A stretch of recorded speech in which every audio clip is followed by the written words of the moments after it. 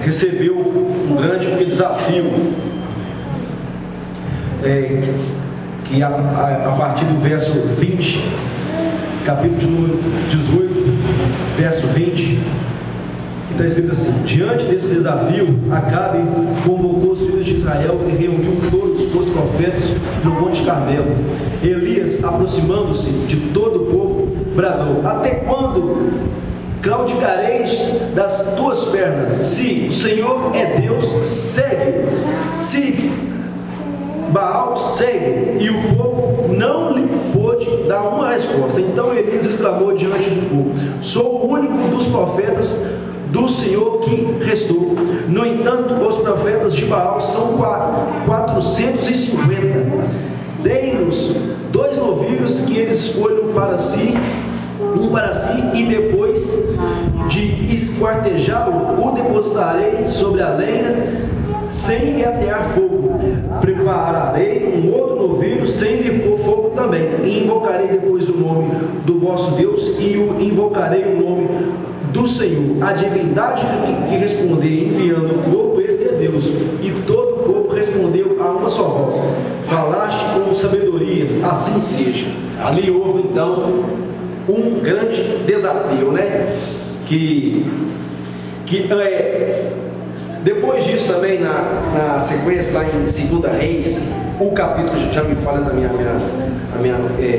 memória aqui, quando Elias estava lá em cima, lá de uma colina, que veio 50 soldados querendo confrontá-lo. Ele vai, depois deu ordem lá para que caísse fogo do céu e consumiu. Depois, pela segunda vez, caiu fogo do céu, consumiu. Pela terceira vez, subiu um dos soldados, parece, até lá naquele monte lá assim, rogando que ele pudesse poupá-lo. Porque ele já via que lá, assim, ó, se nós tentarmos outra vez contra ele, vai dar errado. Daí subiu lá. Então, o que eu quero dizer com isso aqui? Aí, então foi proposto um grande desafio, a qual que o Deus que respondesse com fogo, esse seria o Deus único, o Deus que vive. Eu vi um testemunho de um jovem que vivia na roça, uma pessoa simples, humilde, calçava bota caipira, uma calça jeans ali, camisa caipira, que ele foi fazer um curso numa faculdade fora daqui. E nessa faculdade havia um professor que ele era PhD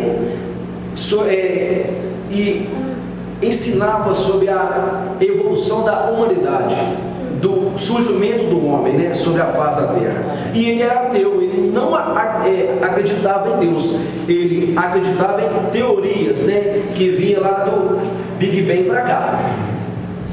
E dentro lá dessa sala de aula também havia alunos também que eram também, alguns em parte eram pessoas um pouquinho normais, não crentes, e tinha pessoas porque meio tempo que dentro da igreja pulavam, saltavam e davam que glória a Deus, mas dentro da universidade fingiam-se de crente. Eram os famosos crentes agente secreto, né? Nesse dia chegou esse irmão para prestar atenção naquela aula, quando o próprio professor dele falou assim: alunos, hoje nós vamos estudar sobre a evolução, sobre a existência da humanidade. Está comprovado cientificamente que o nosso DNA dos seres humanos tem o mesmo DNA do chimpanzé. 89,9% indica que nós somos originários do chimpanzé. Quando esse aluno, que ali era crente raiz, ali era devoto a Deus, ali ia para cima mesmo, doa quem doesse. Ele foi para cima e ficou de pé, simplesmente porque levantou a mão e falou assim: o mestre, não força a barra não. Mas por causa de quê, aluno? Não força a barra não. Eu não vim de macaco, não teve macaco prego em minha família.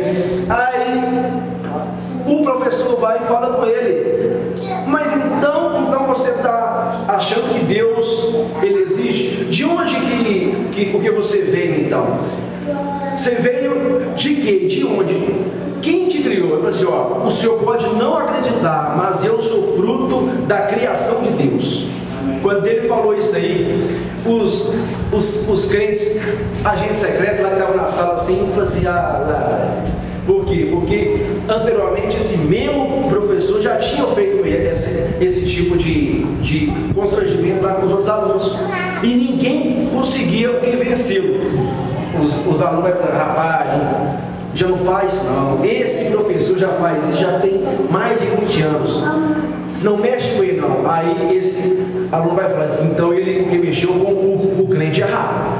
Quando ele vai, fica de pé e fala que ele não veio originado do macaco. Fala assim: então esse professor lhe propôs um grande desafio, o mesmo desafio lá que foi proposto lá para o povo de Deus, que o Deus que respondesse com fogo seria o Deus único.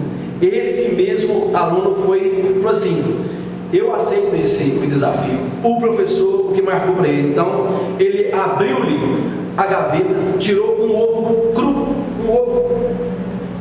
pôs em cima da mesa, numa altura aproximada de 1,20 m mais ou menos, pôs ali em cima e falou assim: olha, esse ovo está aqui, se esse ovo cair no chão e quebrar, Deus não é Deus. Se esse ovo bater no chão e rolar, Deus é Deus.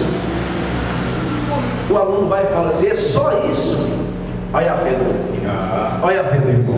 E os crentes, a gente secreta tudo assim, lá com a cara até inchada, até quadrada de medo e de tanta vergonha por ele, porque sabia que eles achavam que ia dar errado.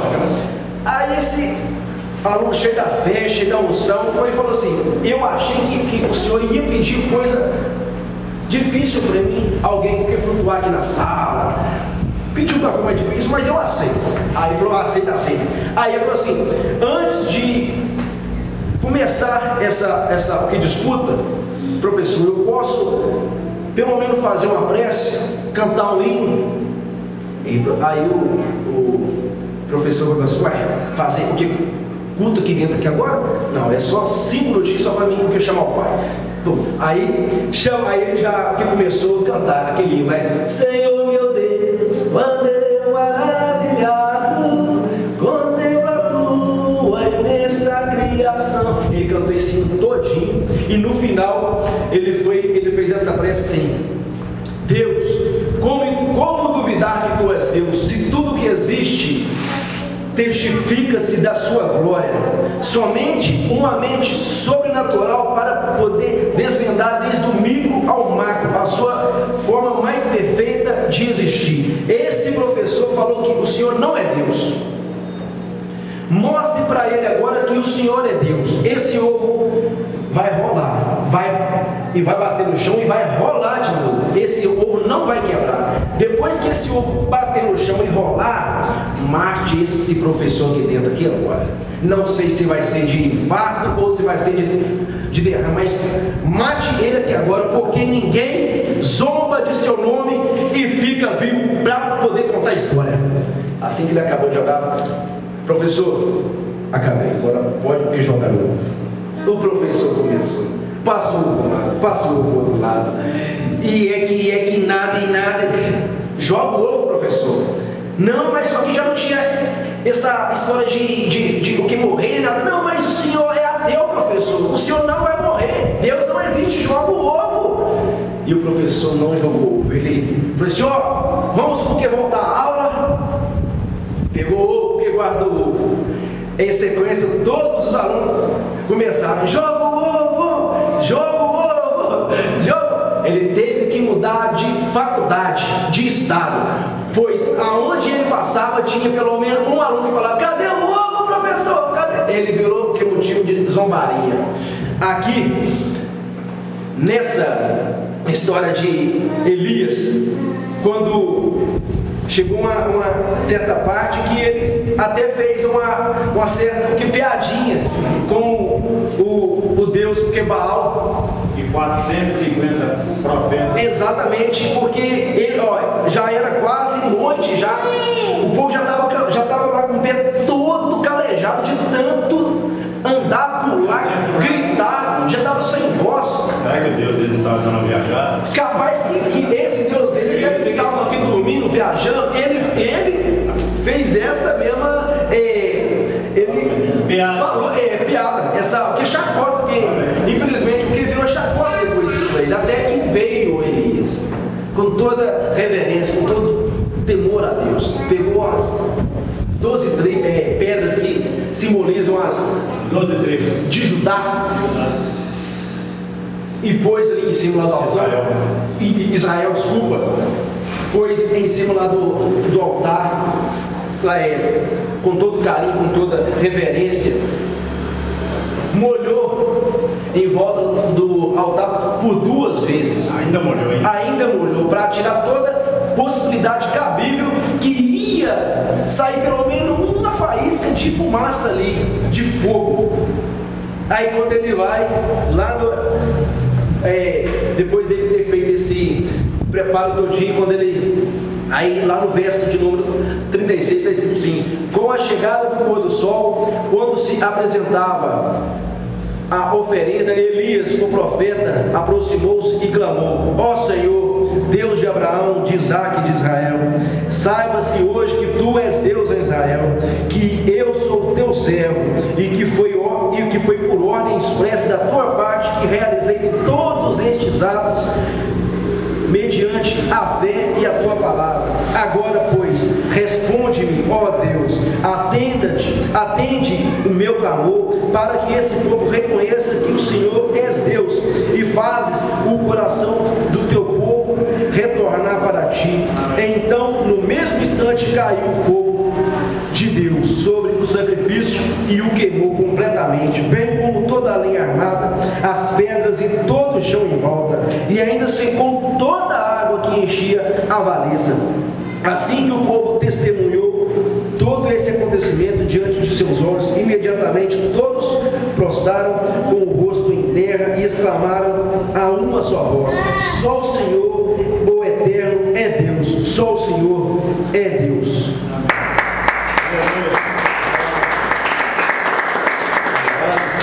Deus não é um Deus de desafios, não é um Deus de contenda, não é um Deus tentado. Deus, creio para mim que Deus não gosta mais de ser tentado.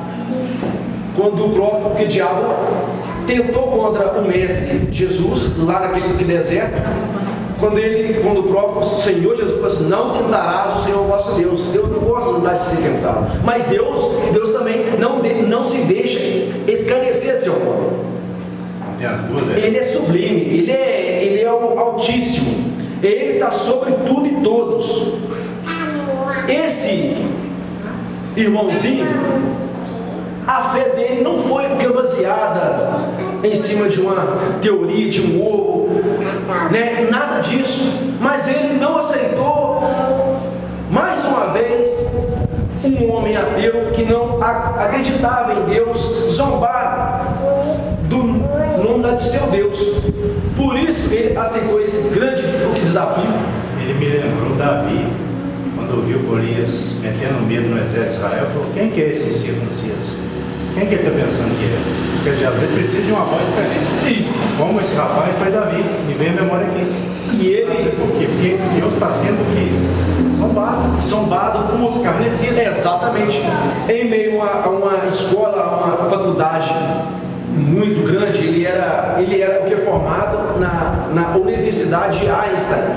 Ele era doutorado, conceituado, né? Completamente conceituado. Ele tinha inteligência e sabedoria terrena.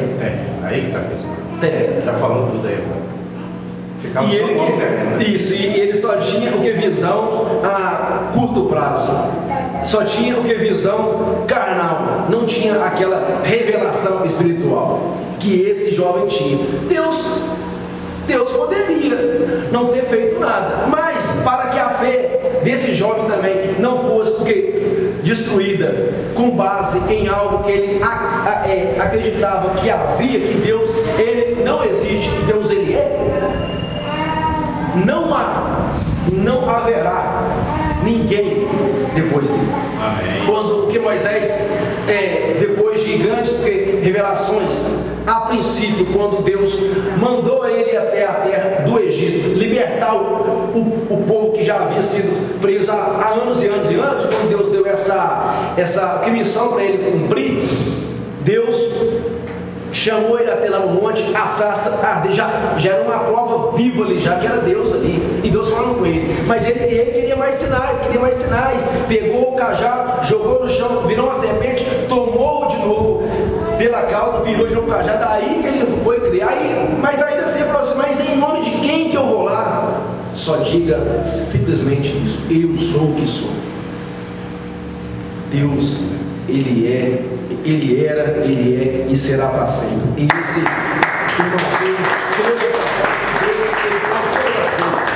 e ele não permitiu que esse irmãozinho, a fé dele fosse abalada, porque talvez ele até poderia cair numa incredulidade por parte da fé dele que tinha em Deus, mas Deus não permitiu. Creio eu que a fé dele multiplicou mais e virou exemplo a todos os alunos da nossa. Exato, porque foi uma fé a lá Davi contra Golias. Isso. Sobremaneira. Exatamente. Sobremaneira. Você vê que os irmãos de Davi, eles se opuseram a Davi. Até os irmãos de Davi. Até da casa dele, né? O que aconteceu com os crentes secretos? Até eles se opunham a esse rapaz, vai desse para um lado. Homem é cobra criado. Que cobra criado? Para Deus, cobra criado é coisa pouca, nada, né? Joga no chão. E assim foi feito. Agradeço pela rica oportunidade.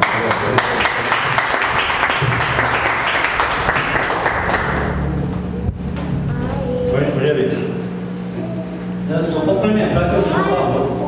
Posso? Mas é isso aí, irmãos. Às vezes Deus, ele usa. As pessoas têm fé, né? Porque a pessoa tem que ter fé, né?